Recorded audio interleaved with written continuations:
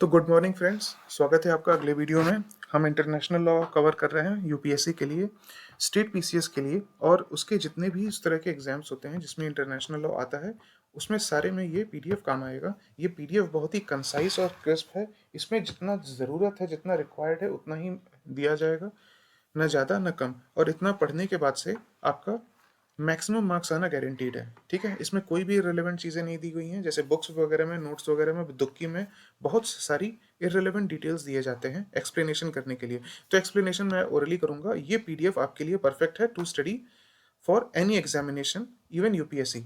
ठीक है, और मैं इसी तरह के छोटे छोटे पीडीएफ्स देता रहूँगा और इसी तरह से मैं आपका सिलेबस कंप्लीट करूँगा पूरा का पूरा इंटरनेशनल लॉ का, और उसके बाद से यूपीएससी के दूसरे टॉपिक्स का भी। ठीक है, अगर आप मेरे इनिशिएटिव से खुश हैं तो प्लीज़ आप लाइक, शेयर और सब्सक्राइब करें ज़्यादा से ज़्यादा, जिससे मुझे मोटिवेशन मिल सके। जितने ज़्यादा लाइक्स एंड व्यूज़ आएंगे उतने ज़्यादा मैं वीडियोस डालने के लिए मैं मोटिवेट होऊंगा। तो please, even I need some likes, shares and subscriptions. ठीक है, और ये पीडीएफ आपको फ्री में मिल जाएगा जब 1000 लाइक्स हो जाएंगे मेरी वीडियोस पे। जिस वीडियो पे 1000 लाइक्स हो जाएगा उसका वीडियो और उसका पीडीएफ आपको फ्री में मिल जाएगा मेरे Telegram channel law for UPSC पे। इसके अलावा अगर आपको ये पीडीएफ अर्जेंटली चाहिए तो आप मुझे मैसेज भी कर सकते हैं। मेरे चैनल पे एक बॉट है, आप उस बॉट पे जाइए और आप वहाँ पर मुझको मैसेज भी कर सकते हैं। मुझे कोई दिक्कत नहीं होगी ये पीडीएफ आपको देने में। ठीक है, at a nominal cost you will be available to receive this PDF for in your inbox. तो स्टार्ट करते हैं। अगला टॉपिक है जो यूपीएससी में दिया हुआ है, वो है डेफिनेशन ऑफ इंटरनेशनल लॉ। तो इंटरनेशनल लॉ की डेफिनेशन क्या होती है? इंटरनेशनल लॉ की डेफिनेशन तो बहुत सारी दी है, बुक्स में बहुत सारी दी गई हैं, लेकिन मैं आपको वही डेफिनेशन बताऊंगा जो कि आपको एग्जाम हॉल में लिखनी है, जो कि इंपॉर्टेंट है। उससे ज़्यादा कुछ भी नहीं लिखना है। तो इंटरनेशनल लॉ में सबसे इंपॉर्टेंट एमिनेंट ज्यूरिस्ट जो है वो प्रोफेसर ओपेनहाइम है, और सेकंड नंबर पे आते हैं जेजी स्टार्क। तो आपको इन्हीं दोनों के व्यूज सबसे ज़्यादा पढ़ने होंगे पूरे के पूरे इंटरनेशनल लॉ में। तो इन ओपेनहाइम जो थे वो यूरोप के रिफॉर्मेशन फेज के थे। ठीक है, जिस समय यूरोप में नया नया एनलाइटनमेंट हो रहा था उसके फेज के थे। तो इनको ऐसा लगता था कि पूरे वर्ल्ड में कोई भी अगर अच्छी चीज़ हो रही है तो वो यूरोप की वजह से हो रही है। तो इसीलिए इन्होंने हर चीज़ में ये यूरोपियन सिविलाइजेशन देखते थे। तो इन्होंने इंटरनेशनल लॉ को क्रिश्चियन सिविलाइजेशन माना था। इस ऐसे international law is essentially a product of Christian civilisation and begin to gradually develop from the second half of the middle ages. लेकिन जैसा हमें भी मालूम है कि second half of the middle ages से नहीं, इंटरनेशनल लॉ तो बहुत पुराने टाइम से था।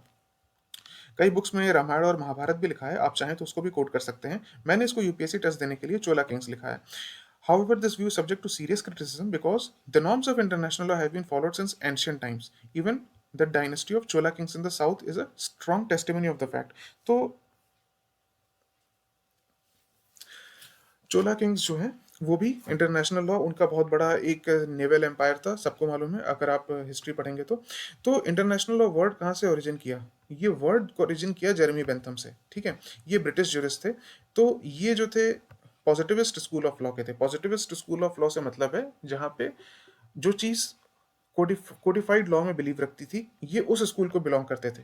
तो जेरेमी बेंथम ने पॉजिटिविस्ट स्कूल ऑफ लॉ के थे, तो ये हर चीज़ को कोडिफाई करने में बिलीव रखते थे। तो इन्होंने इंटरनेशनल लॉ वर्ड कॉइन किया।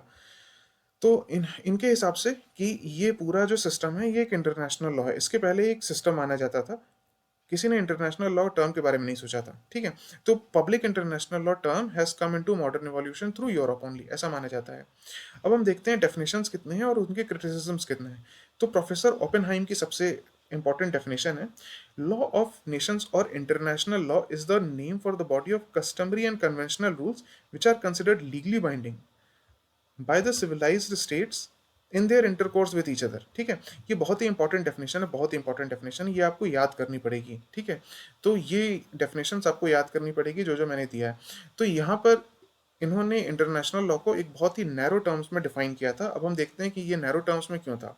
तो इनके क्रिटिसिज्म किए जाते हैं। एग्जाम्स में आपसे पूछा भी जाएगा कि what are the basis of criticism of the definition given by Oppenheim.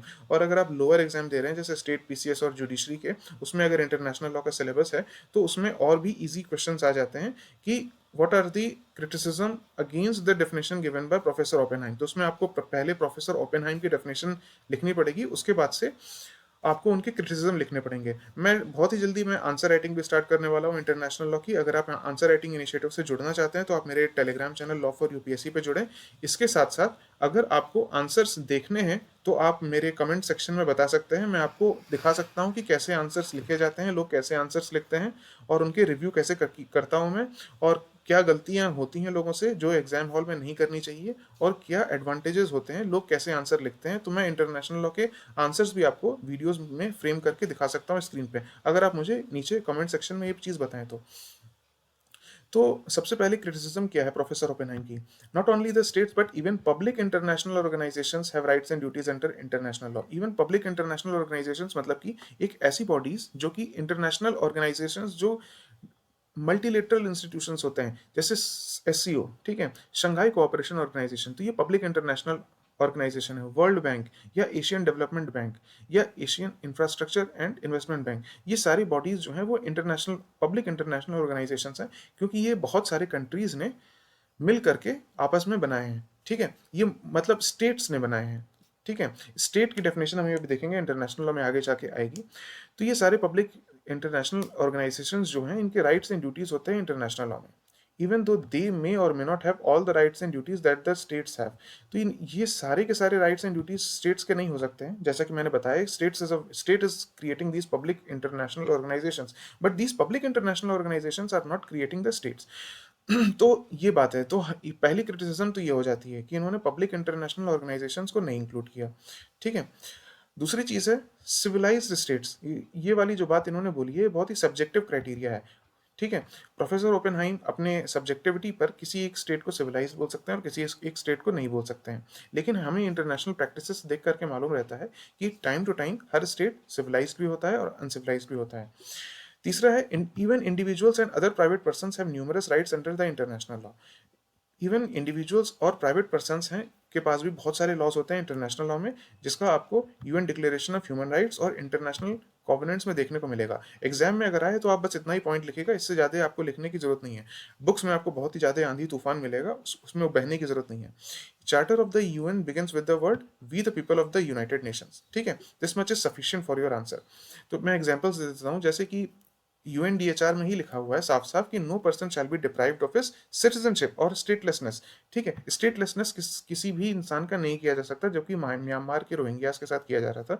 तो वो जो चीज़ दी गई है वो भी एक प्राइवेट राइट है प्राइवेट पर्सन के पास under international law. International law also consists of several general practices other than just customary and conventional rules. तो ये जनरल प्रैक्टिसेस भी इसमें इंक्लूड होते हैं, just customary and conventional rules के अलावा भी। ठीक है, तो आर्टिकल 38 ऑफ द आईसीजे ये मेंशन क्या करता है, साफ साफ मेंशन करता है general principles of law recognised by civilised states as one of the sources of international law. हम अभी आर्टिकल 38 ऑफ आईसीजे के पर आएंगे तो हम देखेंगे आर्टिकल 38 ऑफ आईसीजे जो है वो सोर्सेज ऑफ इंटरनेशनल लॉ बताता है। तो उसमें थर्ड सोर्स जो है वो है general principles of law recognised by civilised states. Body of rules क्या है? बॉडी ऑफ रूल्स से इनका मतलब ये था कि एक स्टैटिक या फिक्स्ड है, लेकिन इंटरनेशनल लॉ जो है वो सबसे डायनेमिक एंड लिविंग लॉ है। तो ये थी ओपेनहाइम की डेफिनेशन और उनके 5 क्रिटिसिज्म। एग्जाम हॉल में आपको सिर्फ इतना ही लिखना है, वैसे तो और भी क्रिटिसिज्म हो सकते हैं लेकिन वो उतने ज़्यादा इंपॉर्टेंट नहीं होंगे। 9th एडिशन जो आई थी ओपेनहाइम की बुक में, उसमें इन्होंने डेफिनेशन को मॉडिफाई कर दिया था। International law is the body of rules which are legally binding on states in their intercourse with each other. These rules are primarily those which govern the relations of states, but states are not the only subjects of international law. International organizations and to some extent even individuals may be subject of international rights conferred and duties imposed by states by international law. तो यहाँ पर Oppenheim को अपनी गलती समझ में आई थी और उसके बाद से अपने लेटर एडिशन जब इन्होंने जारी किया था 1800s में, तो उन्होंने इस गलती को सुधारते हुए अपने जितने भी क्रिटिसिज्म थे उसको इंक्लूड कर दिया था अपने डेफिनेशन में। ठीक है, बॉडी ऑफ रूल्स वाला इन्होंने रिमूव नहीं किया, बॉडी ऑफ रूल्स ये तब भी मानते रहे, लेकिन फिर उन्होंने बोल दिया लीगली बाइंडिंग। वैसे सही बताएं तो लीगली बाइंडिंग भी नहीं है international law in their intercourse with each other. These rules are primarily those which govern the relations of states. ये स्टेट्स के एक दूसरे से रिलेशंस को ये गवर्न करते हैं, लेकिन स्टेट्स से ज़्यादा इनके सब्जेक्ट जो होते हैं वो मोर देन स्टेट्स होते हैं। मतलब कि वो पब्लिक इंटरनेशनल ऑर्गेनाइजेशंस भी होंगे, प्राइवेट इंटरनेशनल ऑर्गेनाइजेशंस भी होंगे और इंडिविजुअल्स भी होंगे। International organisations and to some extent even individuals of international rights, even individuals may be subject to international rights.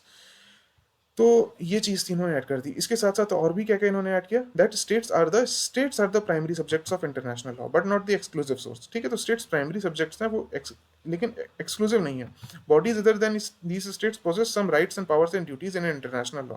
ठीक है, इन्होंने साफ-साफ बोल दिया, सर्टेन टेरिटोरियल और political units other than these states can also be the subject to the rights and duties of international law। ठीक है, तो इंटरनेशनल लॉ के राइट्स एंड ड्यूटीज का ये पॉलिटिकल यूनिट्स या टेरिटोरियल यूनिट्स को भी इन्होंने मानने लगे। जैसे कि ओपेक है, ठीक है, तो ओपेक है ऑर्गेनाइजेशन फॉर,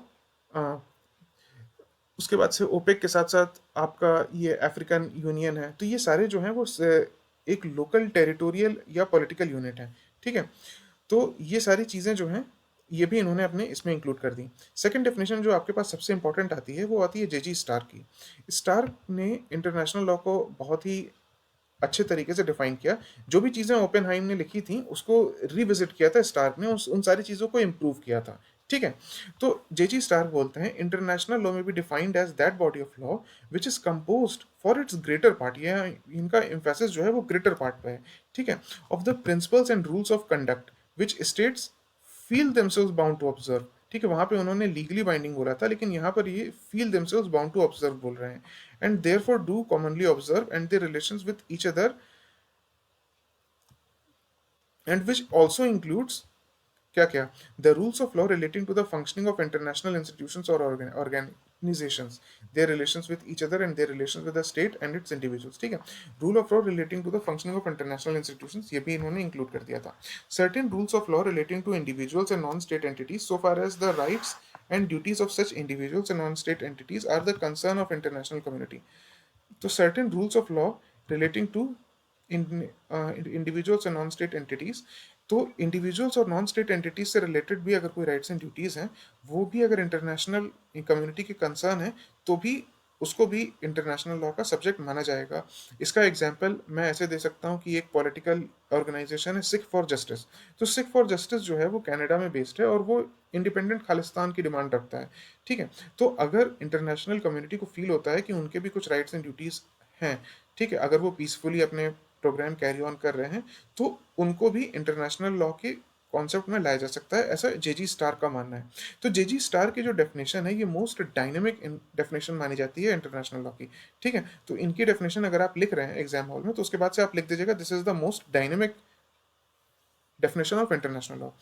फिर एक केस है एसएस लोटस केस। मैं आपको सारे केसेस की एक प्लेलिस्ट बना के दूंगा इंटरनेशनल लॉ के। इंटरनेशनल लॉ के केसेस आपको जल्दी कहीं मिलते नहीं हैं और कौन कौन से केसेस इंपॉर्टेंट है ये भी लोगों को मालूम नहीं चलता है। तो मैं आपको पूरी की पूरी एक प्लेलिस्ट बना के दूंगा सारे केस लॉस की ऑफ इंटरनेशनल लॉ।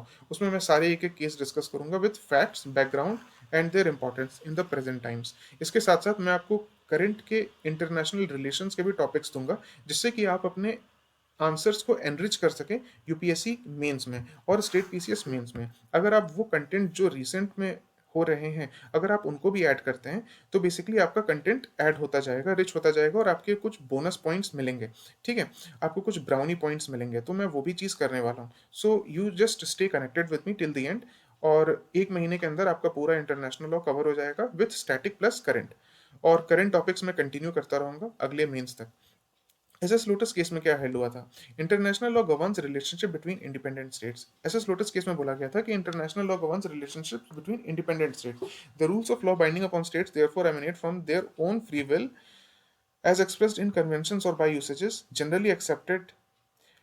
तो ये इन्होंने बोला था कि रूल्स ऑफ लॉ जो हैं जो बाइंडिंग करते हैं स्टेट्स को वो अपने उनके फ्री विल से ये एमर्ज होते हैं। ठीक है, एज एक्सप्रेस्ड इन कन्वेंशंस और बाय यूसेजेस जनरली एक्सेप्टेड। तो ये इन्होंने माना था कि कन्वेंशंस और यूसेजेस ही इंपॉर्टेंटली हैं इंटरनेशनल लॉ के सोर्स एज अ डेफिनेशन, ऐसा ऐसा लोटस केस में बोला गया था।